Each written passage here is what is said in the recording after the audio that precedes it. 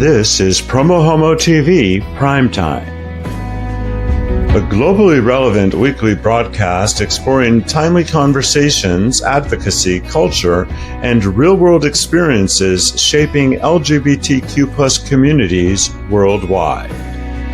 Watch complete episodes anytime at PromoHomo.TV and listen by searching Podcast from PromoHomo.TV on your favorite podcast platforms.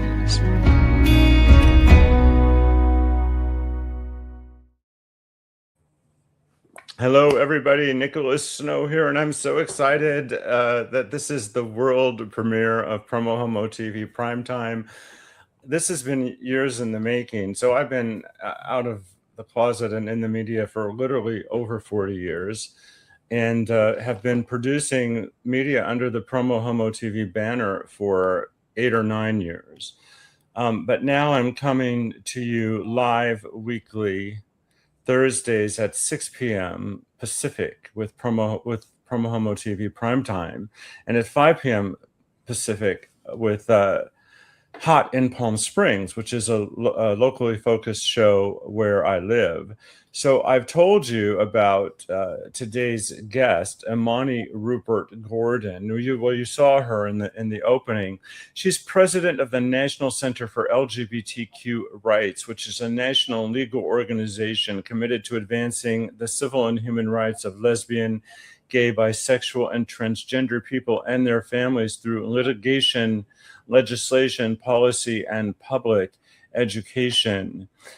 She has quite the amazing background. I've interviewed her before, and my complete interview with her is definitely coming up. You want to stick around.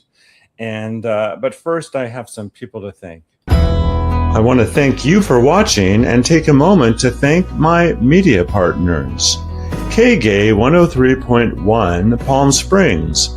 Ask your smart speaker to open KGAY. GayDesertGuide.LGBT. The Palm Springs Post, locally owned neighborhood news. And Pink Media. Find them at pinkmedia.lgbt. PromoHomo.TV is a viewer-supported online television network. For exclusive content, pledge as little as $10 a month at patreon.com/PromoHomo.TV. Now let's hear from some of my very generous patrons. Hi, I'm Ronnie Samlo. And I'm Kelly Watson. We love supporting PromoHomo.TV and Nicholas's work. The importance of LGBTQ media cannot be overemphasized. And Nicholas makes this world a better place for all of us.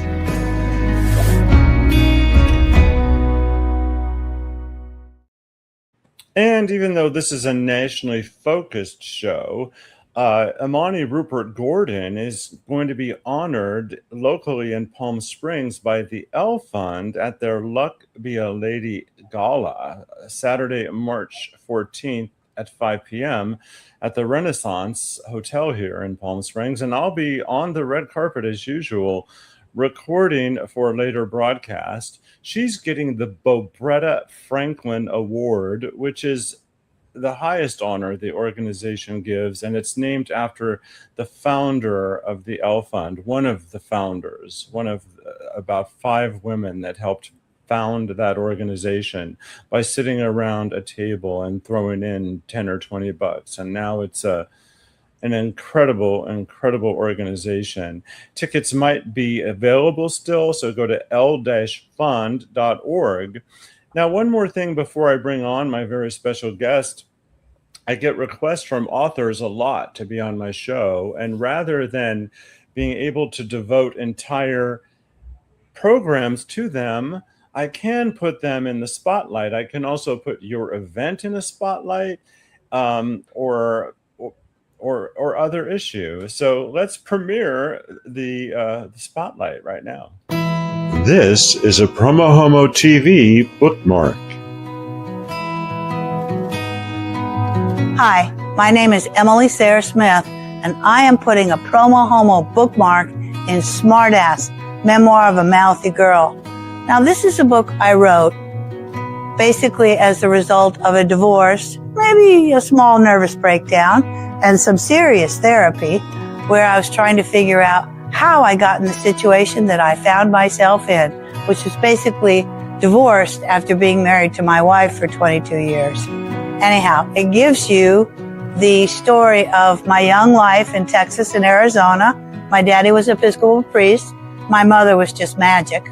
And then moving to Arizona, becoming a classical ballet dancer, and then going to San Francisco Ballet School, moving to London, working at the Opera House, taking care of the royal family and stars of the ballet world at that time, Fontaine, Nureyev, and then discovering that, oh my goodness, I'm gay, I'm a lesbian.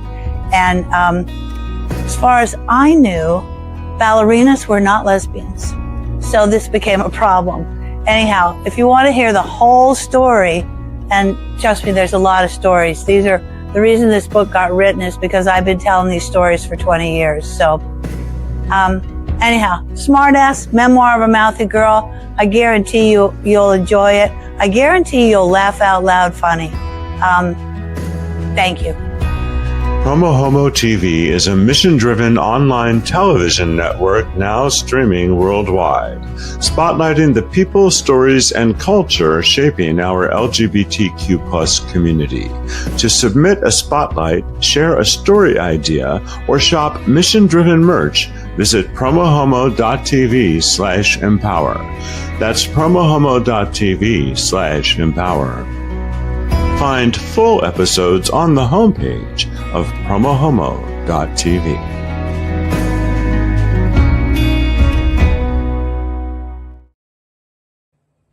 And we're back with Imani Rupert-Gordon. I made them wait for you, but you're worth the wait. Hi, Nicholas. It's so great to see you again. Thanks so much for having me. Well, it's wonderful for me to have you on the premiere of PromoHomo.TV Primetime because my goal is that this is a show that's nationally relevant, and there's no organization that is as nationally relevant as NCLR. Speaking of which, would you speak a little bit to the longevity of the organization and the recent renaming of part of the way you're describing yourself, which really doesn't reflect any sort of change. It just outwardly reflects what you've been doing all along.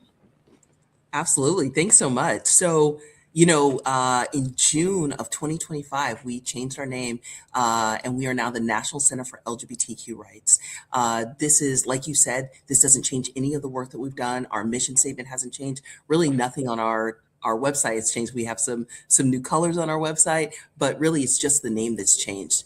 This has been something that has been a long time coming. I remember before I was at NCLR, I remember having conversations with our legal director, who's been here for over 30 years, about this idea about changing the name. This has always been something that we've been talking about. So this is a long time coming. But I'm really proud that we now have a name that matches not only the work that we're doing, but that our community can find themselves, feel represented by the work that we're doing, and see themselves reflected in how we call ourselves. And it's really clear to folks when we step into a room that this is the work that we do, and that this is work that we are doing for our entire community. And I think not having to explain that is a really powerful thing. It's really important that folks feel like they are represented. That is part of the work that we're doing, and we want to make sure that our organization is one that everyone feels like they are part of, and that's really important. Well, I understood immediately when I heard about the change. The way I learned about it is I referred to it the wrong way, and then I got corrected. So, yeah, and that will happen. We are 40. This is our 49th year, so that is something that'll happen. We're very proud of our feminist roots, and I think in our ways of being feminist, we want to make sure that we are changing with our community and not asking our community to change in order for them to feel reflected, but we are willing to meet each individual person where they are, and we want everyone to feel represented. Well, I don't need to tell you how important women have been to our world, and let alone Black women, so you walk the talk, and thank you for your service. Thank you. Um, so before we get into two of the pressing cases that are at the forefront right now during this very dark time in America, speak to some of the landmark cases over the decades that the organization has championed. Oh my goodness. NCLR has an enormous history. We are one of the smaller national organizations, but we have an enormous footprint. And NCLR was the first to do so much in our movement. Our work in family law, when our work started, it was a lot of times women were starting their relationships with women and losing custody of their kids. So family law was an enormous part of our work. And so now anytime LGBTQ people are have two same-sex people on a birth certificate, that's NCLR's work. Anytime there are more than two names on a birth certificate, that's our work. When there are protections for surrogates, that's all work that NCLR did. We are an organization. We had the first immigration and asylum program for a legal organization. And that happened because we are working to make it possible for LGBTQ people to seek asylum in the United States. And then because it just happened, no one was doing it. So we started doing it. We're still doing it to this day, and we've never lost an asylum case. We are the first legal organization to have a sports program, knowing that it would be more difficult for LGBTQ people to play sports, and we're seeing that now. But we also know that while we're seeing this this attack on trans people playing sports, it wasn't so long ago that the attack was on Black masculine of center lesbian women. Before that, it was having gay men in locker rooms. So this is something that has been part of our community for a really long time. There's a lot of NCLR started doing conversion therapy work before anyone else in the movement was doing. Our legal director, Shannon Mentor, came in as a fellow to start doing conversion therapy. And at the time, there was no one doing this. And now in half the states in this country, it's something that's going to the Supreme Court, but that there are bans on conversion therapy in half the states in this country. Now, we're going to find out between now and June about what happens with that decision. But this is something that NCLR has always led on. And so NCLR has a history of doing really creative and innovative work and ways to keep our community safe. And we've been the first to do a lot of that too. Let's dive into that Supreme Court case that you're advancing right now, where it is in the process, and what the consequences would be if the decision were to come back down one side versus the other. Absolutely. So the case that you're talking about is Childs versus Salazar, and this is a challenge to Colorado's law protecting youth from conversion therapy. And so this case is brought by a licensed practitioner that claims that this ban violates her free speech, which is something else. But this is some work that NCLR has been, we're working on to message. I'll share some of that with you all as well. But what is really important here is that this case is about how to regulate conversion therapy. It's not about whether conversion therapy is harmful. And that part is really important because that means that we're able to do some really important public education around this. Childs versus Salazar, it's a narrow legal question about whether states prohibiting these licensed therapists from performing conversion therapy on minors or young people violates the First Amendment. These laws are preventative. They are designed so that they will stop harm before it happens by telling licensed professionals that you can't subject young people to this harmful and discredited practice. This is something that is every major medical association still condemns conversion therapy. It is unethical. This is something that hasn't changed. Conversion therapy is linked to increased rates of suicide, it's linked to anxiety, to depression. This is really bad for people. And it is not possible to change someone's sexual orientation or gender identity. That's just not possible. And so this case isn't about whether conversion therapy is legal. It's not about if it's harmful. It absolutely is harmful. And it's not about if survivors can sue. So that is something completely different. Survivors still have legal options to fight back. And so all of this is, and I'm saying all of this because, we know the makeup of the Supreme Court, and we have no idea how this is going to turn out. But I want to be really, really clear. Public education is going to be really important in this fight because no one has to have conversion therapy. So no matter what happens, it's important that we explain the dangers of conversion therapy, that no matter what, that this is absolutely harmful for folks. And so that's what I want to make sure that we are all talking about. This is harmful no matter what happens at the Supreme Court level. It's so scary. And, the trans community has been so demonized as a political wedge. Yeah. And I know that I'm a white gay man and I have a completely different life experience than a trans person, let alone a trans person of color, let alone a trans person that doesn't live in Palm Springs, California. And I just cannot imagine what they must be going through. It is a very difficult situation right now. We are definitely seeing attacks on trans people in ways that we haven't before. And NCLR has a lot of cases right now, and they're specifically to protect trans people. We have cases protecting healthcare. We have birth certificate cases allowing folks to have their birth certificate changed without going through surgery. Lots of sports cases keeping young people able to play sports. We have a Bureau of Prisons case where we are keeping, after one of the executive orders by this administration, it would move all transgender women to male prisons, putting them in incredible danger in order to make that happen. So there's a lot of cases NCLR is taking. I was remembering that the last time we had an interview, I was talking about the transgender military ban. And I was thinking about that because we got a bit of a reprieve during the Biden administration when that ban was lifted. And then again, during this current administration, very quickly, the Trump administration banned trans people from serving in the military again. And so within days, NCLR was able to challenge that executive order. And then actually, along with our partners at GLAAD Law, we challenged the first 3 anti-LGBTQ executive orders before anyone else challenged anything. And, everyone in movement is doing their own, more than their fair share, in fact. But what I'm saying is that one of the approaches that NCLR is taking is that we don't give on anything. This administration will do something that's unconstitutional. And if we don't challenge it, that becomes the new baseline. And so we want to make sure we don't lose ground like that. So immediately when these executive orders came out, we immediately went to challenging them.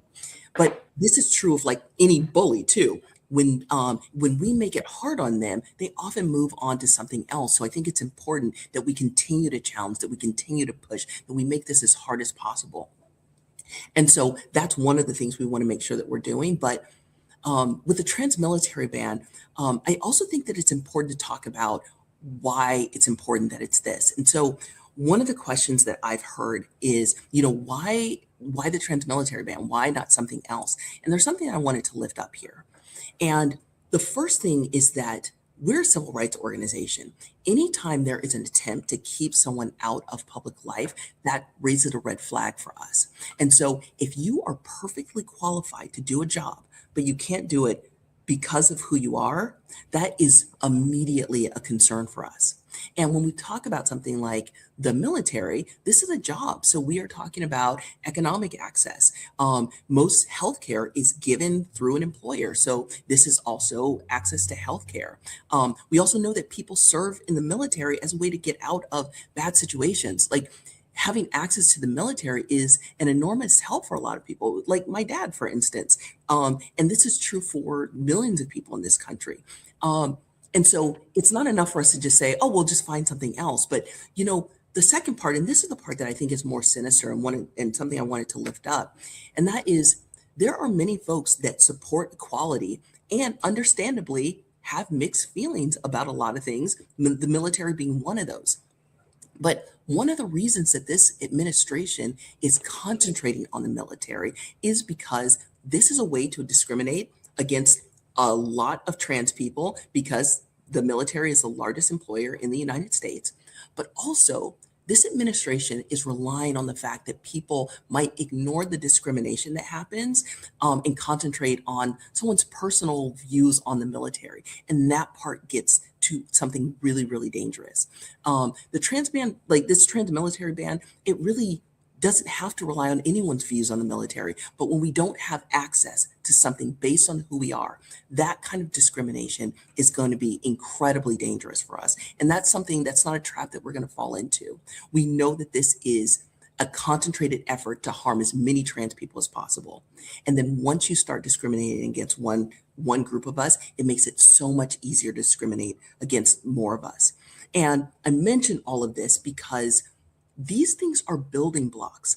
And what we saw in Kansas last week, when IDs for trans folks are immediately just invalidated, that means Canceled, completely canceled, driver's licenses. Just overnight. And that means that people lose their right to drive, to travel. It means people lose their right to vote, because in Kansas, you need to show an ID in order to vote. And I mention all this because these attempts, the trans military ban, all of these healthcare bans, these are making discrimination against trans people seem normal. So then when things like this happen, this seems that it's clearly wrong and unconstitutional. It just seems normal, and it makes it easier. And so all of these things together, I think that's what we need to pay attention to, that all of these things together is an attempt to make it easy to discriminate against trans people. We have to interrupt that at every possibility that we can.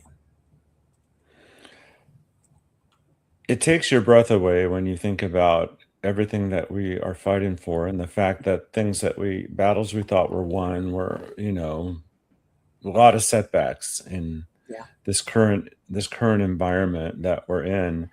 Earlier and now, and put in the organization's website on the screen. I'd love to know how many people are working on your team, and what are your formal affiliations with other legal organizations and civil Yeah. rights organizations? Sure. So we have about 25 people on our team, and we work very, very closely with other LGBTQ legal organizations, certainly, but intersection of identity as well. We do work on economic justice. We do work on reproductive rights. We are in close communication with so many folks. And I say this too because, there is enough work for all of us. And I think there's this, people think that there's a lot of competition on between legal organizations, and there's not. We are in very close conversation about who's going to take what case and how quickly they can do it. And so whenever there's something, sometimes we'll hear from something like, hey, are you all hearing that this is happening? And we're just like, yep, we know that it's happening. One of our partners is taking care of it, and we're able to work really as a team across movements so that we're able to protect as many of us as possible. When you think about it, the size of our movement, like when we look at the number of organizations we have, when we look at the budgets of all of our organizations versus our opponents, we are. In so many ways, these organizations are so much bigger and have so many more resources.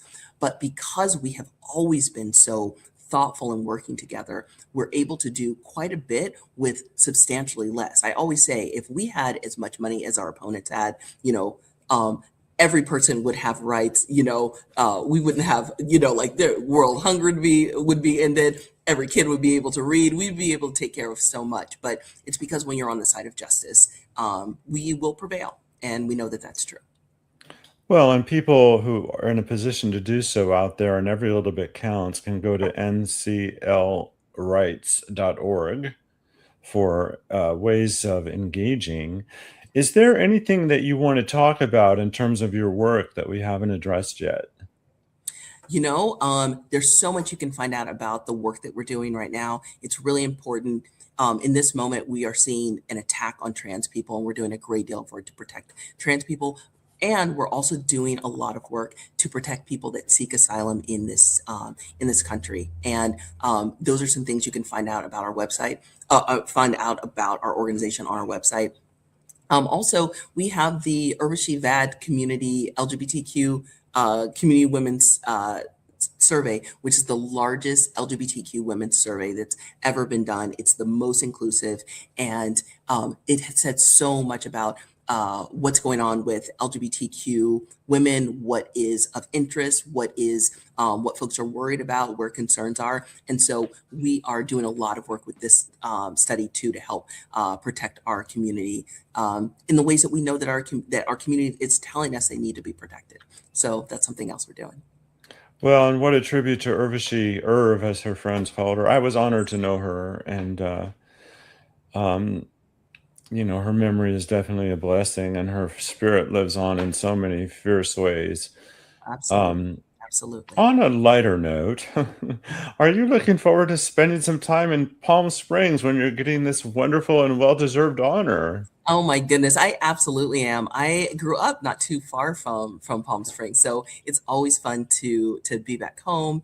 And I'm also just really excited to be able to support the L Fund too. I know that they have a merger, and they're going to be working with the LGBT Community Center of the Desert. I think it's really important for us to support this right now because this merger is going to make both of these organizations so much stronger. And I just feel flattered and honored that I get to be part of this. I remember since I've been here, I've gone to every L Fund gala. They've been so wonderful. I actually started even just before I started. It was one of the very first things I did in this position, but feel so honored to be able to support LGBTQ women, lesbian women. It's such a great organization, and I'm proud to be able to be part of it.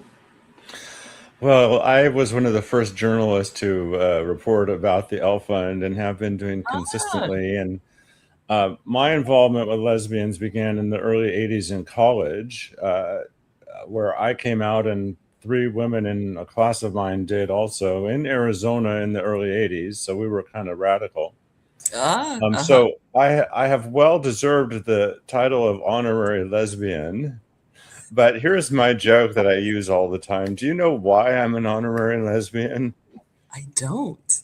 Because I haven't been having sex with men either. Oh, I gotta work on that.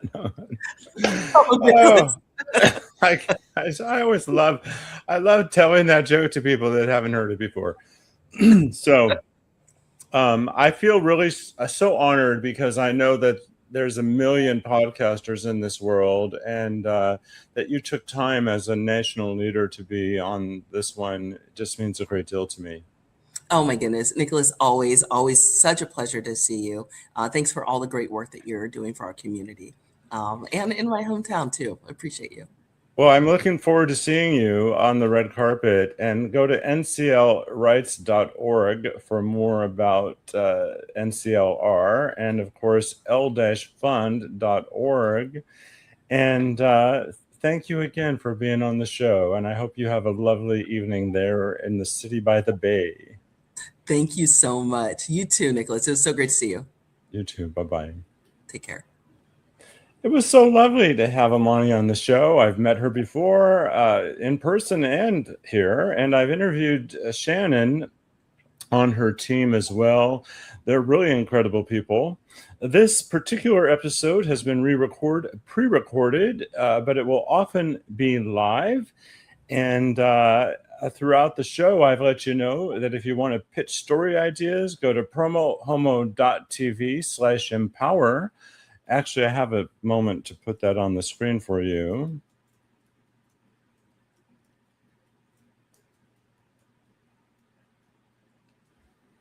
So this is the website that you start with to engage with me in pitching stories, shopping mission-driven merchandise, learning ways that you can support the network, and so forth. So I encourage you to check it out. I also want to let you know that I have been so busy getting ready for the premiere of my shows that I have not updated my closing credit sequence yet. And one of the things that has happened since I updated this is K-Gay has moved from 106.5 to 103.1.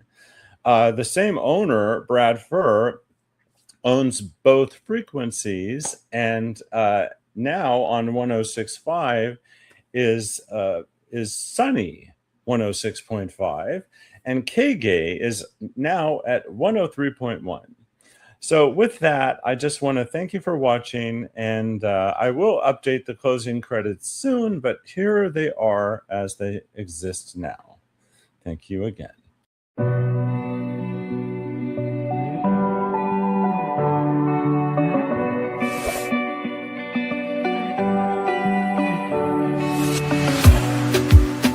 In a safe place, I got room to breathe. Been a long chase, but at last I'm free.